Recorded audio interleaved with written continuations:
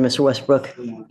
Mr. Westbrook, you're charged with assault of a family member. You're facing up to a year in jail and or a $4,000 fine. We are going to do probable cause. You have the right to remain silent. Anything you say can or will be used against you. You have the right to have an attorney present. If you cannot afford one, one will be appointed to you, sir. Yes, Judge. On November 10th, 2024, the officer was dispatched to a residence in Harris County, Texas. The officer made contact with the complainant. The complainant stated the defendant, the complainant's son, and the defendant's friend had broken a window to get inside the night before. The complainant stated that she woke the defendant up and told him his friend had to leave. The complainant stated that she questioned the defendant about her missing prescribed oxycodone, and the defendant became irate, and the defendant struck the complainant with an open left palm across the right side of her face, causing pain. The defendant began to destroy the residence, grabbed a kitchen knife, placed it to his own throat, and fled as the complainant was on the phone with dispatch. All right. Mr. Westbrook, I'm going to find that there's probable cause to go forward with your case. I'm sending you now for a drug test. I want to know what, if anything, is in your system. You're not to use alcohol, illegal drugs, unprescribed controlled medication. If I find that you're using, I will put you in custody. If you have a problem with drugs or alcohol, Mr. Westbrook, you better tackle it, because if you don't, I'm going to do it for you. And I promise you, you're not going to like the way that I do it. Do you understand? Yes, Your Honor.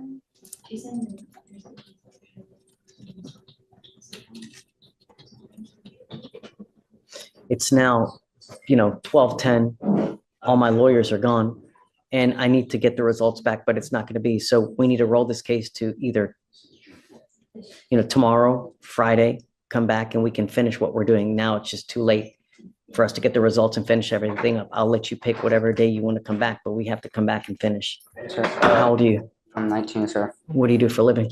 Right now, I'm just working at a fast food place, trying to get back into college. Who do you live with? My mother, well, that's who I was staying with. I don't want to talk about the case. I only want to know what you're doing in life and see. I'm trying to get back. I'm trying to go to college, get my trade school to become a welder. That would be fantastic. I tell you what, there's no better way to make a killing than getting a trade like that. It's a great idea, Sure. right? Unless you want to go the school route, either way, but you got to do something, because now is the time that you build your life, not at 46, at 48 to try to say, well, you know what, I'm going to go to college now. Most people have their careers by then. Sure. All right. So, we're going to send you for a test now. We'll have you come back and then, we don't.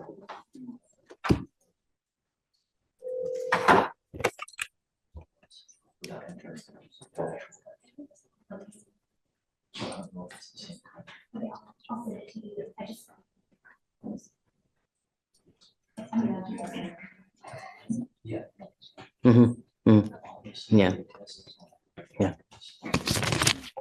Do you know the complaining witness? Have you guys reached out to this person? No, Your Honor.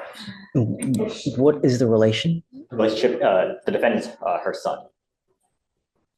That's the mother, Your Honor. Complainant. So the complaining witness in this case is mom. Mom. Yes, Your Honor. I want you to understand something, Mr. Westbrook, that I'm issuing a protective order and your mom is now labeled as a protected individual.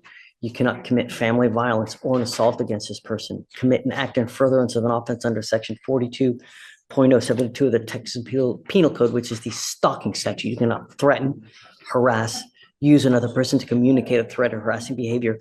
What you need to understand is what is threatening or harassing doesn't matter what you think. It's how she perceives. So if I go like this, is that threatening or harassing? It most certainly is. And it can land you back into jail if you threaten or harass your mother.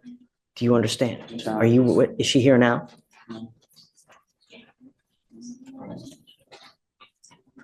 want to send her right now. So what we'll do is, guys, this is Westbrook. We've got mom as a CW. Yeah, or I guess let me give you the cause number. You're right. I'm sorry. It's 253-8133. My concern is that when we have these cases and no one has spoken to the complaining witness, I order no contact. How are we going to do that here? Let me see if I can step out and try to contact her. Yeah, do you mind? Let's see if we No, I don't can, mind. please. All right, so let me impart to you one more thing, Mr. Westbrook. You got out of jail because we gave you a free bond. When we revoke bonds, we normally set them in around 5, maybe 10,000, maybe 15, depending on what happened. If you don't have anyone to pony up that kind of money, you will be stuck in custody until these cases are over with. So when you're out there in the free world, think before you act, think before you speak, because it may be very well. Do you understand me? Your Honor. Okay. What did you want to say? I don't want to talk about the case. I'm not. I was requesting, is it okay if I check myself into the mental hospital? It's not above the case, but that's where I was supposed to go. My mother had called my shrink, and she told my mother to call the police to take me to the Cypress Creek Hospital, and they told me they were taking me there. How did you get here today? Your mom didn't take you? No, How'd you get here? my friend took me, and because I was gonna sign myself into the mental hospital, I Someone now, please. called up here, and they told me, well, that you shouldn't do. Let's do this. Let's do this because I don't want you to say too much, because you never know what you're going to say that's going to end up hurting you. I do, above all else, want to get a test today because I want to know what, if anything, is in your system. Yes, Your I Honor. want to do that. If you fail to go test, if you fail to, I'm going to revoke your bond. I want you to know that. I just want to know what's in your system. And you no more dope. It could be very well affecting your life in more ways than you know. When you take, do you take medication prescribed by a doctor? And that's what we're working on. Okay. You got to find something if that's what they prescribe. You got to also have to understand that it may take a while to find something for you to get used to that. When you start taking these psychotropic medications, you may take one and there's a side effect that doesn't agree with you. So you move on to the next one. It may take a couple days, but you got to just wait, find the one that agrees with you, but give it time and be patient because it affects everyone in different ways. So if you find that you're agitated, that you find yourself angry, just time out, relax. It's never the end of the world. Anything can always be resolved with time, love, care. So just take that. Yes, Your Honor. I'm going to appoint your lawyer. I'm going to see if we can get you one here real quick. Okay.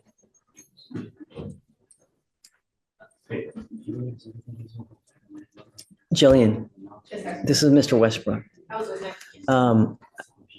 We're going to have him just sign conditions. We'll send him for a test now. They're reaching out to mom. Mom's a complaining witness. He's thinking about checking into a hospital.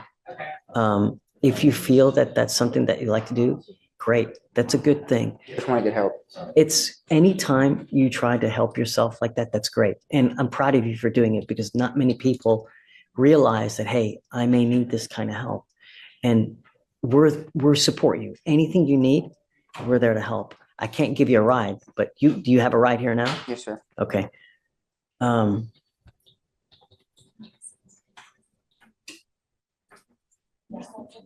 I guess bear with me a second. Just take a seat for me. I just want to wait to see if she was able to get in contact with your mom. Once we do, I'll bring you back up. We can talk. Okay. Thank you, Mr. Westbrook. And good job for coming, huh? Would you like him to return to address results? We're not going to return. We'll send him off another day or two. Yeah. Jillian, you ready? Okay, tell me. So I just spoke to the complaining. You got a hold of her. Yes, I got a hold Yay. of her. She's his mother. She was extremely distraught on the phone. She said that the defendant is mentally disabled. He has a lot of conditions, and he has these episodes. I didn't get quite a great understanding of what episodes is, but she had called his therapist or his psychiatrist, and the shrink instructed the complaining witness to get him transported to Cypress Creek Hospital. Okay. Because he was making threats of harm to himself. And so this complainant called the police in order to try to get their help in transporting him to the hospital because she couldn't get a handle of it. So she says it was never an assault in progress call and not one that she intended to make. She said when the police asked if the defendant was hurting her, she said no. So she is very distraught as to why this was filed. Did an assault occur? She says that when he's having episodes, he flares his arms around and sometimes it could strike her, but it's not like intentional, is what she said. And she said she's not afraid of her son. She is upset that this happened when they were supposed to help him. She was just very distraught, Judge. And I don't It have really any. makes me mad how people ask for help and then, instead of taking someone or helping someone into a facility, they just arrest because it's easier to arrest. We've literally So- set up a system now to where it's just as easy to not arrest them and they The still hell arrest is, them. what, I don't understand people. I can mean, see if they didn't take them to Cypress Creek, they took them to wherever the designated location is, but there's a whole, it's just as simple now to take them where they need to go. No, I agree, Judge. I don't Need know. to start holding people accountable. Yeah, she's very distraught and she So- said that he's on the way to. Did an assault occur? She says no. She said no assault occurred. Is there evidence that an assault occurred? Judge, this was just. Right? Because we know a lot of people recant, but do you have any evidence that one occurred? I don't have anything right now, Judge. It was only filed 3 days ago. It wasn't even set for arraignment until, it was set, yeah. It's not even set until the 18th for arraignment, so I really don't have anything besides the offense report right now. So I can't look at body cam and see if she made any statements on scene. All I have is this read. Will you read to me the DIMS again, I guess? Let's, You want me to read the DIMS, Judge? yeah, or Yes. whatever you got to detail. I have the case jacket. Do it, Okay. please. On November 10th of 2024, officers were dispatched to a residence in Harris County, Texas. Upon contact with the complainant stated that the defendant, her son, and the defendant's friend had broken a window to get inside the night before. The complainant stated she woke defendant up and told him his friend had to leave. The complainant stated that she questioned the defendant about her missing prescribed oxycodone, and the defendant became irate, and the defendant struck the complainant with an open left palm across the right side of her face, causing Okay, all pain. right. So mom says that this happened? This is, yeah, according to the DIMS, but she told me something completely different on the phone. Michael, what do you think?